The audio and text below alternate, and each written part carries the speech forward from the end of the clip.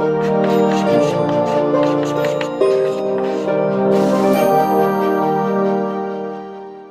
चलते हैं अगले प्रश्न पर।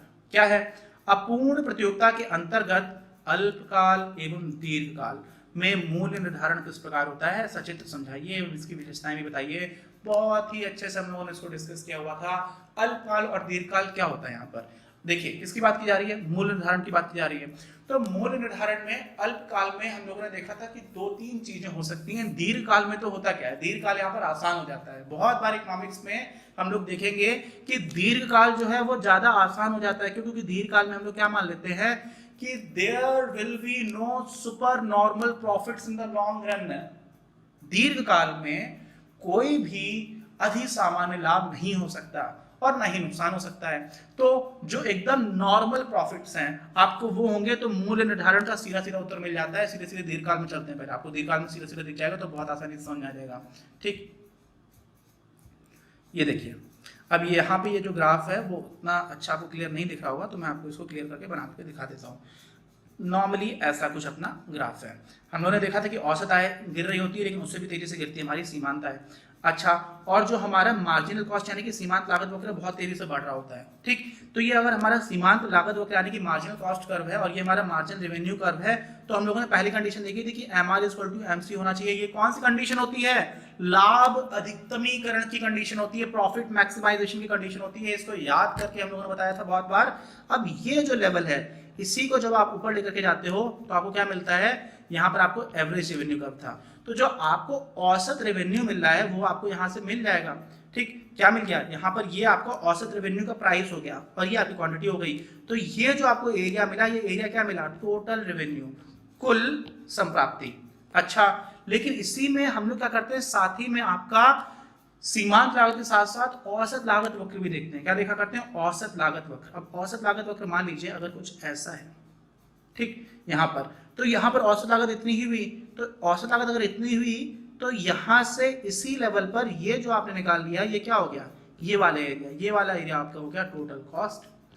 टोटल रेवेन्यू ज्यादा है, टोटल कॉस्ट कम है, तो उससे हो क्या जाएगा? ये जो आपको क्षेत्रफल मिला, ये इतना क्षेत्रफल जो है ये हो जाएगा आपका प्रॉफिट का।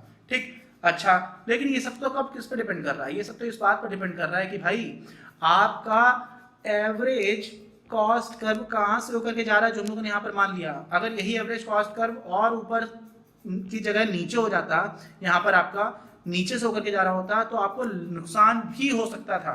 ठीक, लेकिन लॉन्ग रन में हम क्या मानते हैं? लॉन्ग रन की जिसकी हम लोग अभी बात कर रहे हैं, लॉन्ग रन में हम ये मानते हैं कि कोई भी सुपर नॉर्मल प्रॉफिट नहीं होगा। तो वैसी स्थिति में क्या हो जाएगा केस? जो आपका सीमांत लागत है, ये देखिए ये आपका इस वाले केस में थोड़ा सा ब्लर है, इसको मैं आपको लिख करके बताता रहूंगा तो आपको समझ में आ जाएगा। रुक जाइए, ये आपका मार्जिनल कॉस्ट है। ठीक, ऐसा करके कुछ जा रहा है। ये आपका मार्जिनल रेवेन्यू है, ये यहाँ पे बराबर हुआ। इसको आपने ऊपर एक्स्ट्रापोलेट कर दिया, तो जहां पर एक्स्ट्रापोलेट किया उसी पॉइंट से आपको क्या मिल जाएगा? ये टोटल जो एरिया है आपको मिल जाएगा टोटल रेवेन्यू। अच्छा, और साथ में ये वाला जो कर्व है ये आपका कौन सा कर्व हो गया है? औसत लागत है, एवरेज कॉस्ट कर्व।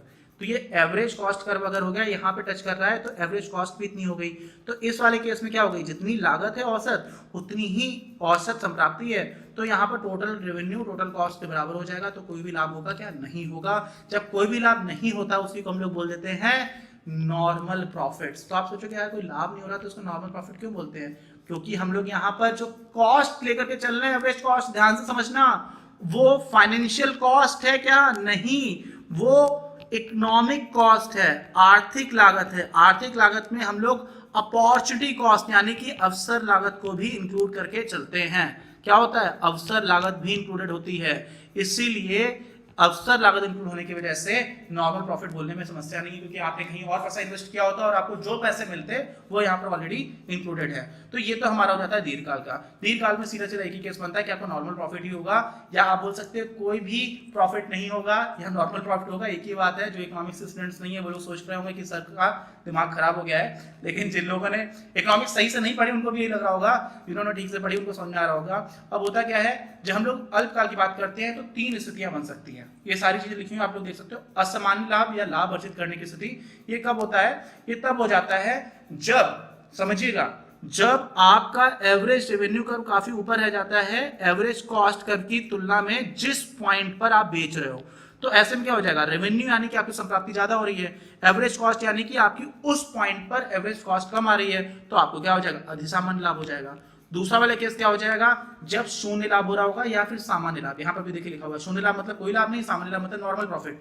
तो ये कब हो जाएगा, जब आपका एवरेज रेवेन्यू एवरेज कॉस्ट के बराबर होगा, जो हमेशा ही दीर्घकाल में होगा, जिसको हम लोगों ने अभी भी देखा था, ठीक। और तीसरा होता है हानि की स्थिति। हानि की स्थिति में क्या हो जाता है कि एवरेज कॉस्ट ऊपर निकल गई, एवरेज रेवेन्यू कम आ गया। तो आप सोचोगे कि यार ऐसे में कोई भी कंपनी काम क्यों करेगी, काम बंद कर देगी ना, उसको तो नुकसान हो रहा है। तो याद करिए, शट डाउन पॉइंट के ऊपर वाला ये पॉइंट है। क्यों, क्योंकि यहाँ पर एवरेज फिक्स्ड कॉस्ट तो आपकी लगी चुकी है, स्थिर लागत तो लगी चुकी है। अब स्थिर लागत लग चुकी है, स्थिर लागत होती ही लॉन्ग रन में नहीं है, सिर्फ शॉर्ट रन में होती है, अल्पकाल में होती है। तो स्थिर लागत की वजह से जो नुकसान आपको ज्यादा हो रहा है, आप नुकसान कम करने के लिए बिजनेस चलाते हो, नुकसान तो होगा, लेकिन नुकसान 50 रुपए का आपने सामान खरीद लिया, अब वो 50 रुपए तो डूब ही गए, तो उस 50 के लिए 40 रुपए का ही नुकसान हो जाए, तो आप ऐसा कुछ करने की कोशिश कर रहे हो। तो ये सारी चीजें हम लोगों ने बहुत डिटेल में डिस्कस की हुई है। इसके जो 3 ग्राफ्स बनते हैं बुक में ज्यादा अच्छे से बने हुए हैं, यहाँ पर हम लोगों ने अनफॉर्चुनेटली उतना अच्छे ग्राफ यूज नहीं किया है, लेकिन फिर भी आपको दिखा देता हूँ। ये आपका मार्जिन रेवेन्यू है, ये आपकी मार्जिन कॉस्ट है, तो ये दोनों कहाँ पर बराबर हो रहे हैं, यहाँ पे बराबर हो रहे हैं, ठीक। देखिए यहाँ पे कट कर रहे हैं, इसी पॉइंट को हम लोग ऊपर तक खींचते चले आएंगे। तो जहां पे यहाँ पे कट किया, ये क्या कहाँ पे कट, किसको कट कर रहा है, एवरेज कॉस्ट को, यानी कि लागत को कट कर रहा है। और लागत के ऊपर यहाँ पर क्या है, आपका एवरेज रेवेन्यू यानी कि संप्राप्ति है, तो संप्राप्ति ऊपर है आपका और लागत नीचे है, तो ये जो एरिया आ गया, यही आपका क्या हो जाता है, लाभ। क्या आ जाता है, लाभ, ठीक। ये हो गया। तो ये कब हुआ, जब यहाँ पर आप सुपर नॉर्मल प्रॉफिट्स कमा पा रहे हो। अच्छा, दूसरा वाले केस देख लेते हैं। दूसरे वाले केस में क्या है, कोई प्रॉफिट नहीं हो रहा है, कोई नुकसान नहीं हो रहा। क्यों, क्योंकि जो आपका एवरेज कॉस्ट पॉइंट है वही आपका एवरेज रेवेन्यू वाले पर भी पॉइंट मिल रहा है। देखिए दोनों पर यही पॉइंट मिल रहा है। जब आपने इसको ऊपर खींच दिया तो एवरेज कॉस्ट और एवरेज रेवेन्यू बराबर हो गया, तो TRTC यानी कि कुल संप्राप्ति कुल लागत के बराबर हो जाएगी, तो प्रॉफिट क्या हो जाएगा, 0। इसी को हम लोग क्या बोलते हैं, सामान्य लाभ की बात की जाती है। सारा कुछ टेक्स्ट लिखा हुआ है, आप इस वीडियो को रोक करके देख करके पढ़ भी सकते हो, लेकिन जो ग्राफ्स हम लोगों ने बहुत ही डिटेल में एक्सप्लेन किया हुआ है उसको फिर से यहाँ पे बता देता हूँ। इस वाले केस में क्या हो रहा है, इस वाले केस में देखो मार्जिनल रेवेन्यू है, सीमांत संप्राप्ति और सीमांत लागत को या बराबर करते हो, पहली कंडीशन तो यही होती है। यहाँ पे कट कर रहा है। अब इसी को जब आपने ऊपर एक्सट्रापोलेट किया तो आपका एवरेज रेवेन्यू तो यहाँ पर मिल रहा है, यानी कि ये लेवल आपको मिला, ठीक। पैसे आपको इतने मिल रहे हैं हर इकाई के लिए, कितने, इतने। और हर इकाई की जो औसत लागत आ रही है वो कितनी आ रही है, इतनी। क्यों, क्योंकि औसत लागत वक्र को यहाँ पे जाके काट रहा है। तो ये जो एरिया है, लागत है ज्यादा, संप्राप्ति है कम, तो ये क्या हो जाएगी, हानि हो जाएगी। ये क्यों चल रहा है, ये सिर्फ शॉर्ट रन में चलेगा, लॉन्ग रन में नहीं चलेगा। लॉन्ग रन में दुकान बंद करके ताला लगा करके आदमी आगे पहुंच जाएगा। शॉर्ट रन में इसलिए करेगा क्योंकि उसको अपनी स्थिर लागत को कम करने की कोशिश करनी है। तो इसी का कुछ, अच्छा एक का मैं पढ़ के बता देता हूँ। हानि की स्थिति क्या है, जब वस्तु की मांग इतनी अधिक कम हो, मांग इतनी ज्यादा कम हो गई कि फर्म को अपनी वस्तु को विवश होकर कम कीमत पर बेचना पड़ रहा है। इस स्थिति में फर्म की औसत आय औसत लागत से कम होती है। अब औसत आय कम हो गई, औसत लागत ज्यादा है, इसीलिए क्या हो जाएगा, फर्म को हानि उठानी पड़ती है, ठीक है। अच्छा, ये सारी चीज हम लोगों ने देख ली। बहुत इंपॉर्टेंट प्रश्न है ये, और इसको बहुत डिटेल में मैंने 2 वीडियोस में समझाया है, आप लोग समझ रहे हैं। जिन लोगों ने देखा होगा उनको कोई भी दिक्कत नहीं आ रही होगी। अच्छा, आगे बढ़ते हैं। केंद्र सरकार द्वारा लगाए जाने वाले प्रमुख करों का वर्णन कीजिए। कर चुके हैं, एक तरह से रेवेन्यू रिसीट्स की हम लोगों ने बात की थी, जिसमें हम लोगों ने रेवेन्यू रिसीट्स राजस्व प्राप्तियों में कर प्राप्तियों की बात की थी। और कर प्राप्तियों में क्या क्या जाते हैं, प्रत्यक्ष और अप्रत्यक्ष। लेकिन यहाँ पे ध्यान रखने की बात है कि केंद्र सरकार की बात की जा रही है। किसकी बात की जा रही है, केंद्र सरकार की। सारी सरकारों की बात तो की नहीं आ रही है। और हमारे देश में सबसे इंपॉर्टेंट कर जो है ना, डायरेक्ट टैक्सेस होते चले आ रहे हैं। जीएसटी इनडायरेक्ट टैक्सेस प्रत्यक्ष कर है, लेकिन जीएसटी में क्या क्या होता है, सेंट्रल का हो जाता है, कहीं केंद्र का अलग, फिर राज्यों का अलग हो जाता है, ठीक है। फिर इन दोनों के लिए एक सिस्टम होता है, आईजीएसटी बोलते हैं, जिसमें एक तरह की प्रणाली है, उसको कर नहीं बोलेंगे, वो प्रणाली है जिससे डिस्ट्रीब्यूशन हो जाए आसानी से, किन किन राज्यों के बीच होना चाहिए। और यूनियन टेरिटरीज के लिए भी जीएसटी लग जाता है। अभी इतना सिग्निफिकेंट नहीं है। क्यों नहीं है, क्योंकि पेट्रोलियम प्रोडक्ट्स जैसी चीजों को बाहर रखा गया है, कस्टम्स ड्यूटी को भी कई चीजों में बाहर रखा गया है, तो जीएसटी बड़ा हो जाएगा कल को। बट अभी जो सबसे ज्यादा रेलिवेंट है वो हमारा आयकर और निगम कर है, और ये दोनों ही प्रत्यक्ष कर है। और दोनों ही कौन लगाता है, सीधे सीधे केंद्र सरकार लगाती है। ध्यान रखिएगा, जो पैसा आ रहा होता है वो बाद में केंद्र सरकार बांट देती है राज्यों को, लेकिन लगाती भी केंद्र सरकार है, वसूलती भी केंद्र सरकार है, और बाद में बांट देती है। बांट क्यों देती है, क्योंकि हमारा यहाँ पर होता है, उसको हम लोग बोलते हैं फाइनेंस कमीशन। क्या बोलते हैं, फाइनेंस कमीशन। ये एक कॉन्स्टिट्यूशनल बॉडी है, मतलब संवैधानिक संस्था है, संविधान में एक आर्टिकल के अंतर्गत बनी हुई है, संस्था है और इसी वजह से इसके द्वारा जो भी फॉर्मूला डिजाइन किया जाता है और उस हिसाब से बताया जाता है कि केंद्र सरकार अपने संसाधनों से कितना कितना हिस्सा राज्यों को बांटेगा, उसका निर्धारण होता है और उस हिसाब से केंद्र सरकार बांट देती है। लेकिन अभी तो क्या बात की जा रही है, लगाए जाने वाले प्रमुख करों का वर्णन किसके द्वारा, केंद्र सरकार के द्वारा। तो वो क्या क्या हो गया, आयकर और निगम कर, ये सबसे ज्यादा इंपॉर्टेंट है। फिर संघीय उत्पादन शुल्क, यानी इसी को हम लोग इंग्लिश में बोल देते हैं एक्साइज ड्यूटी। क्या बोल देते हैं, एक्साइज ड्यूटी।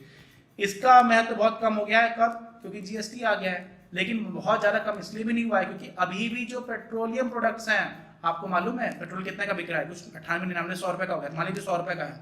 100 रुपए में लगभग ऐसे मान के चल लीजिए कि 52-53 रुपए की कुल मिलाकर के टैक्सेस और जहां से आप पेट्रोल पंप वाले का हिस्सा होता है तो उसका लगभग 3-4 रुपए उसको मिलता है। मान लीजिए 4 रुपए पेट्रोल पंप का मालिक को मिल गया, 48 रुपए का टैक्स है। इसमें राज्य सरकार भी टैक्स लगाती है और केंद्र सरकार भी लगाती है, और इसमें केंद्र सरकार का जो हिस्सा होता है वो भी संघीय उत्पादन शुल्क के अंतर्गत ही आता है। तो अभी तो सरकार बहुत कमाई कर रही है क्योंकि इंटरनेशनल मार्केट्स में क्रूड ऑयल की कीमत काफी कम है और हमारे सरकार ने बहुत पिछले 5-6 साल में टैक्सेस पर लगा करके अच्छे से पैसा कमाया है, which is not a bad thing. मैं इस वाले केस में सपोर्ट में ही थोड़ा रहता हूँ कि इन पेट्रोलियम प्रोडक्ट्स पर लगाने से महंगाई बढ़ती है, लेकिन उसके कई सारी चीजें हैं जिसकी वजह से अगर सरकार दूसरी जगह पर ठीक से पैसे लगाए तो नुकसान की बात नहीं है, और वहां पर हम लोग मतभेद हो सकता है। आगे बढ़ते हैं, सीमा शुल्क आयात, ये कस्टम्स ड्यूटी है। बाहर से कोई चीज हमारे देश में आई तो उसके ऊपर लोग सीमा शुल्क लगाते हैं, इसको हमें लगातार कम करते रहना पड़ा है। पहले कस्टम एंड एक्साइज वालों को काफी पावरफुल माना जाता था, क्यों, क्योंकि बहुत ज्यादा सीमा शुल्क हुआ करता था, हम लोग बाहर से खरीदते नहीं थे, भारत एक बंद अर्थव्यवस्था की तरह काम किया करती थी।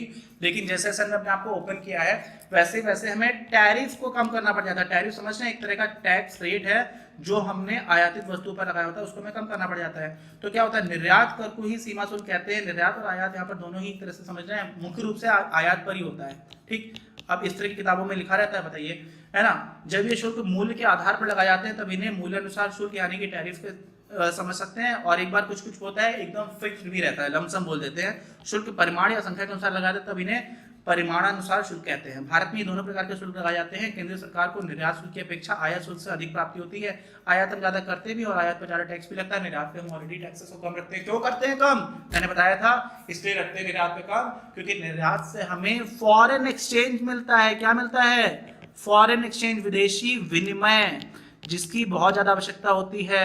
हमारे यहाँ पर बैलेंस ऑफ पेमेंट क्राइसिस हुई थी कब, 1991 में, इसी की वजह से हो गई थी, ठीक। तो सरकार क्या सोचती है, निर्यात पर कम टैक्स लगा, भाई आयात पर टैक्स लगा लो। अच्छा, संपत्ति कर और उपहार कर ये भी हैं। अब इसमें देखो लिखा हुआ था भारत में 1957-58 में लागू किया गया था, 58-59 में लागू किया गया था। ये सब इररिलेवेंट चीजें हैं, ये कोई याद भी मत रखना, इतना फर्क पड़ता नहीं है।